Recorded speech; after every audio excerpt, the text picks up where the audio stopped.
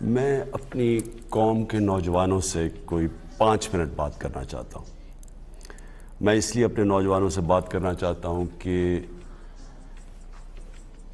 یہ جو اس وقت پاکستان ایک فیصلہ کن وقت پہ کھڑا ہے، اس میں آپ کے مستقبل کہ کس طرح کا پاکستان بنے گا، یہ اصل میں اس مستقبل کی جنگ ہے۔ اس میں آپ سب کو پتہ ہونا چاہیے کہ 2 راستوں پہ جا سکتا ملک۔ جس طرح آپ جب نماز پڑھتے ہیں تو آپ اللہ سے صرف ایک ہی چیز مانگتے ہیں کہ اللہ ان کے راستے پہ لگا جن کو تو نے نعمتیں بخشی، ان کے راستے پہ نہیں جو اپنے تباہی کے راستے پہ نکل گئے۔ تو قوموں کی زندگیوں میں بھی قوم انسانوں کی قوم ہوتی ہے نا، انسانی قوم بناتے ہیں، تو قوموں کی زندگیوں میں بھی یہ فیصلہ کرنا پڑتا ہے کہ ہم نے ایک تباہی کے راستے پہ جانا ہے یا اس راستے پہ جانا ہے جو مشکل بھی ہوگا، جس میں ہر قسم کی آزمائشیں آئیں گی، لیکن وہ ہماری عظمت کا راستہ ہے۔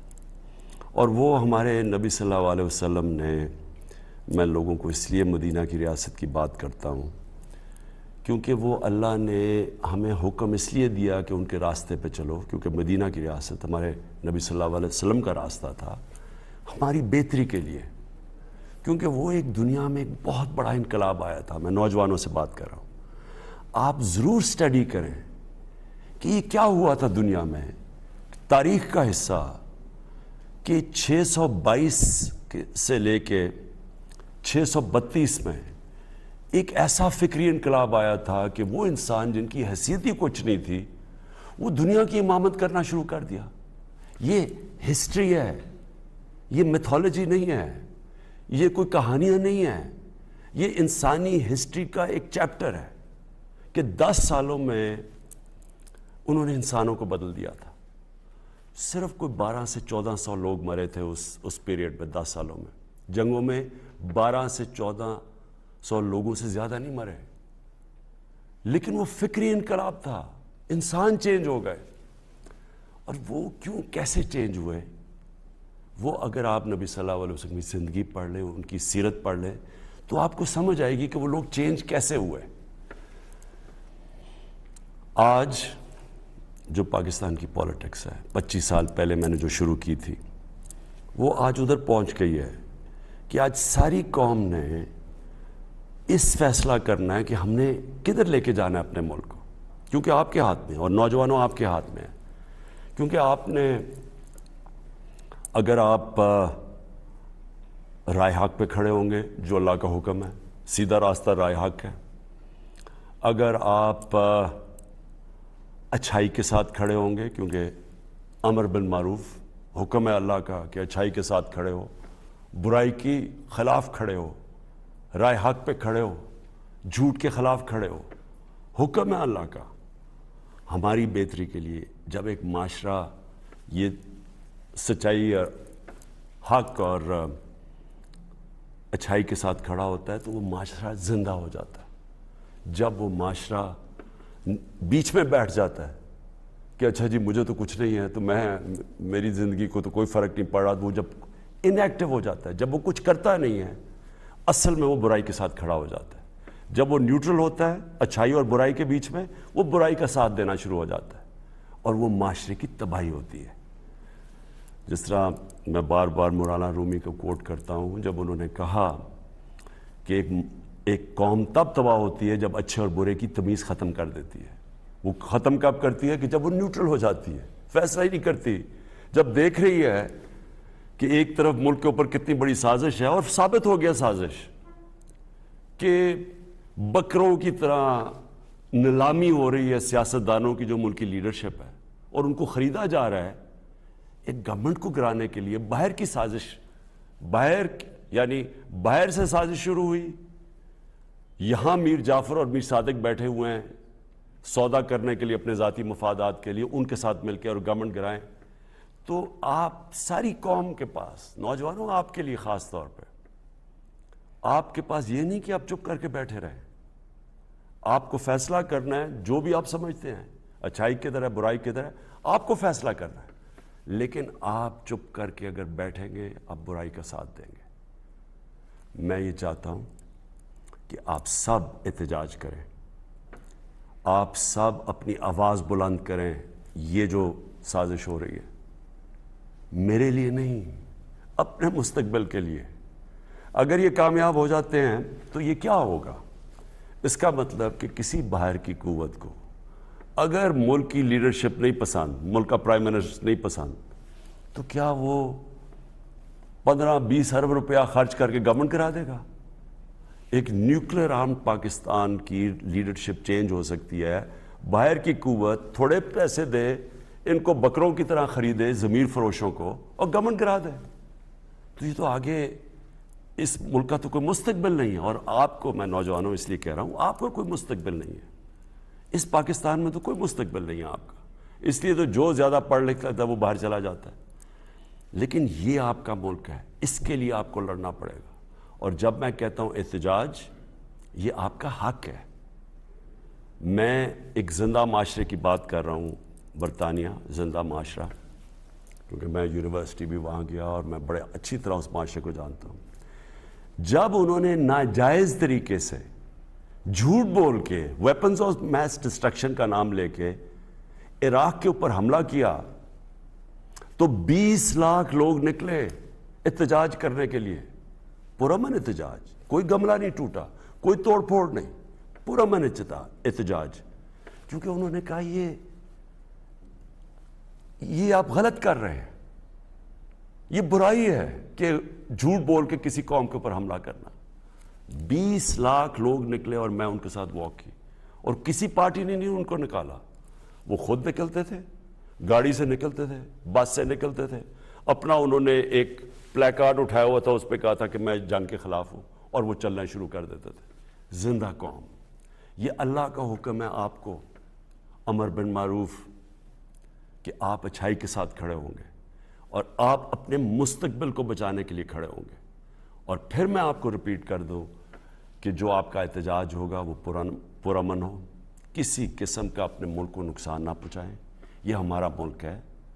ہم جب توڑ پھوڑ کرتے ہیں ہم اپنے لوگوں کا، اپنے ملک کا نقصان پہنچاتے ہیں. لیکن پرامن احتجاج، یہ اس سے سب سے بڑا خوف ہوتا ہے اس طرح کے غداروں کو. اس طرح کے غداروں کو جب پتہ چلتا ہے، یہ سب سے بڑا، جب قوم ایک کھڑی ہو جاتی ہے سچائی کے ساتھ، حق کے ساتھ، اچھائی کے ساتھ، یہ سب سے بڑا خوف ہوتا ہے ایک معاشرے میں ان لوگوں کو، ان غداروں کو جو اپنے ضمیر کا سودا کر چکے ہوتے ہیں، اپنے ذاتی مفادات کے لیے ملک کو غلام بنا دیتے ہیں. اس برے صغیر کی تاریخ میں بار بار بتا چکا ہوں، میر جعفر اور میر صادق کون تھے. میر جعفر نے انگریزوں کے ساتھ مل کے ایک مسلمان جو حاکم تھا سراج الدولہ، اس کو میر جعفر نے انگریزوں کے ساتھ مل کے گرایا. اس کو فائدہ ہوا ذاتی طور پہ، اور قوم ان کی غلام ہوگی. اور جو مشکلات گزری وہ بنگال کے، اس کے بعد آپ تاریخ پڑھیں، جو لوگوں کا انہوں نے خون چوسا. اور اسی طرح ٹیپو سلطان کو گرانے والا انگریزوں کے ساتھ مل کے میر صادق تھا. تو کبھی تاریخ ان کو نہیں بھولی، ان غداروں کو. اور تاریخ، میں یہ چاہتا ہوں کہ تاریخ ان غداروں کو نہ بھولے. پاکستان کی تاریخ یہ سمجھتے ہیں کہ جی لوگ تھوڑی دیر میں بھول جائیں گے. آپ کی ذمہ داری ہے نوجوانوں، آپ نے ان کو بھولنے نہیں دینا کہ جس طرح کی انہوں نے بے شرمی سے غداری کی ہے اس قوم کے ساتھ. ثابت ہو گیا کہ یہ باہر سے پوری سازش تھی، یہ ثابت ہو گیا. ہمارے پاس نیشنل سیکیورٹی کمیٹی نے، کیبنٹ نے، سب نے وہ ڈاکیومنٹ دیکھ لیا.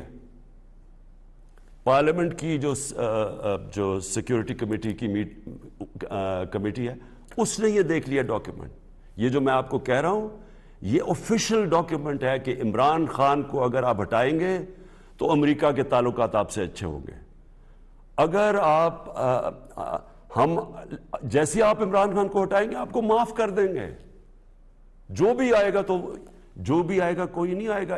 ان کے ساتھ سازش جن کے ساتھ ہوئی، پہلے سے ہی پتا ہے کہ عمران خان ہٹے گا تو وہ شہباز شریف جو اچکن سروائی ہوئے وہ پہنچ جائے گا، جس کے اوپر اربوں روپے کے چوری کے کیسز ہیں، وہ پہنچ جائے گا. اور اس کے بعد ہمارے تعلقات ٹھیک ہو جائیں گے. یعنی کہ وہ وفاداری سے ہماری غلامی کرے گا اس نے کل ٹی وی پروگرام میں کہہ بھی دیا ہے بیگرز آر ناٹ چوزرز. اس کا کیا مطلب ہے کہ جو غریب لوگ یا جو مانگنے والے ہوتے ہیں وہ غلام ہوتے ہیں. یعنی اس نے 22 کروڑ لوگوں کو غلام بنا کے رکھ دیا کہ پہلے سے تیار ہو گیا کہ ہم تو چونکہ ہم بڑے غریب ہیں. تو اس سے کوئی پوچھے کہ یہ غربت آئی کیسے ہے؟ 30 سال سے تو آپ باریاں لے رہے ہیں, تو کس نے ملک کو غریب کیا ہے؟ اور کیونکہ ہم غریب ہیں تو ہم غلامی کریں. ان کا وہ ایک خواجہ آج سے وہ سٹیٹمنٹ دیتا ہے کہ جی پاکستان لائف سپورٹ مشین پہ ہے, اس لیے ہمیں امریکہ کی غلامی کرنی پڑے گی. لائف سپورٹ مشین نے کس نے ڈالا ہے پاکستان کو؟ کون وہ حکومتیں جو 30 سال حکومت کر رہے تھے؟ یہی جو 3 اسٹوجز یہ مل کے 30 سال حکومت کر رہے تھے. تو آپ ہی نے تو ملک کو یہاں پہنچایا اور آپ کہہ رہے ہیں کہ امریکہ کی غلامی کرو. تو میں نوجوانوں آپ کو بات جو آخر میں کہتا ہوں, اس کے بعد میں سوالات لیتا ہوں لوگوں کے, کہ دیکھیں قومیں وہ کہتے ہیں نا وہ طفل کیا گرے گا جو گھٹنوں کے بل چلے. پہلے اگر آپ گھٹنوں کے اوپر آپ نے کیا کرنا ہے؟ جو قوم کے اندر خودداری نہیں ہے, جس کی عزت نفس بڑی نہیں ہے, غیرت نہیں ہے, وہ قوم کبھی بھی اوپر نہیں جا سکتی. تو جب آپ نوجوانوں سے میں اس لیے کہہ رہا ہوں کہ آپ نے اس ملک کی غیرت کے ساتھ کھڑے ہونا ہے. آپ ایک جس طرح مولانا رومی نے کہا, اور میں یہ یاد رکھیں, اس میں فلسفہ ہے پورا, کہ جب اللہ نے تمہیں پر دیے تو تم کیوں چونٹیوں کی طرح رینگ رہے ہو؟ اللہ نے آپ کو بڑی عظیم قوم بنایا ہے. پاکستانی جب میں اسکولوں میں تھا تو یہ سب سے تیزی سے اوپر جا رہا تھا ملک. یہ اس طرح کے چوروں نے آ کے اس کو کھا کے اور باہر پیسہ بھیج کے اس ملک کو یہاں پہنچایا ہے. اس میں اللہ نے کسی چیز کی کمی نہیں دی. تو جب آپ کو اللہ نے صلاحیتیں دی ہیں اتنی زیادہ, جدھر باہر جائیں بڑے بڑے عہدوں پہ آؤٹ اسٹینڈنگ پاکستانیز بیٹھے ہوئے ہیں, جو جا کے ان کو جب ایک نظام ٹھیک ملتا ہے اٹھ جاتے ہیں. یہاں ایسے ایسے زبردست پوٹینشل ہمارا ہے. تو ہم کیوں چونٹیوں کی طرح رینگ رہے ہیں ان طرح کے لوگوں کی؟ جب ایک قوم کو اس طرح کے حکمران مل جائیں جن کا صرف مقصد ہو کہ اپنی چوری کرو, چوری کا پیسہ باہر بھجواؤ, باہر کا پیسہ پڑا ہو جن ملکوں کے اندر آپ کی کبھی جرت نہیں ہوگی کہ ادھر سے جو وہاں سے حکم آیا آپ نہ مانے, کیونکہ وہ آپ کا پیسہ ضبط کر لیں گے. جس طرح آج روسیوں کے پیسے اور ان کی پراپرٹی ضبط کی جا رہی ہیں, اس لیے ان کو بھی ڈر ہے. تو یہ ہمیشہ ان کی غلامی کریں گے اور ساری 22 کروڑ لوگوں کو آپ کے مستقبل کو غلام بنا دیں گے. تو میں چاہتا ہوں کہ آج اور کل میں آپ سب کا چاہتا ہوں کہ آپ احتجاج کریں. آپ اپنے ملک کی ایک آزاد خوددار پاکستان کے لیے, ایک آزاد خوددار پاکستان جس میں آپ کا مستقبل ہے, اس کے لیے میں سب کو چاہتا ہوں کہ پرامن آپ سب احتجاج کریں.